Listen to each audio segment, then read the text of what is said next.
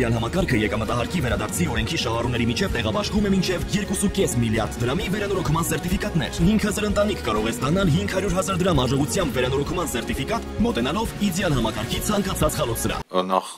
շնորհակալություն զեկույցի համար, պարոն Գևորգյան։ Իրականում մենք ահագին քայլեր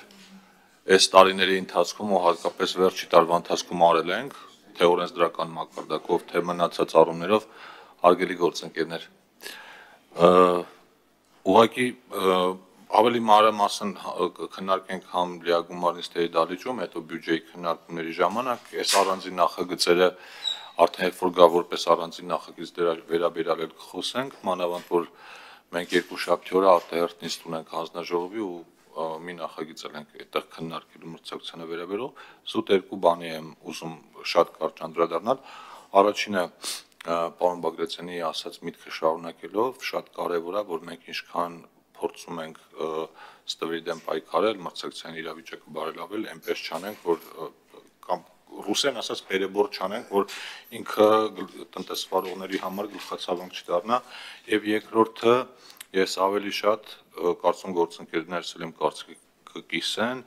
մրցակցության հանձնաժողովի դերը պատկերացնում եմ ոչ թե որպես պատժիչ, այլ կանխարգելիչ եւ շատ ավելի ճիշտ կլինի մենք սրանից հետո շեշտը դրա վրա դնենք ու մրցակցության հանձնաժողովը որոշիչ դեր ունենա օրենքների որոշումների կայացման process-ում, որ մենք չունենանք իրավիճակներ, երբ մեր կայացած որոշումների արդյունքում շուկայում կենտրոնացվածությունը խորանա կամ ստեղծվի որոշ մենաշնորհային իրավիճակներ։ Մնացած հարումով էլ դե ինդեքսների մասով շատ չխոսեմ, որովհետև կասեն դիտմամբ հարցեր են տալի, որ ինդեքսների մասին նշեք, բայց մեր հասարակությունը իրականում այդ ինդեքսներին չի նայում, մեր հասարակությունը նայում է կյանքի իրական պատկերին ու իր ընկալումներին, որովհետև կարող է իրականում այդ ինդեքսները բարելավեն, պարոն Ավետիսյան, մրցակցային իրավիճակն էլ բարելավի, բայց մարդիկ ավելի դժգոհ լինեն, որովհետև իրենց ակնկալիքները ավելի բարձր են։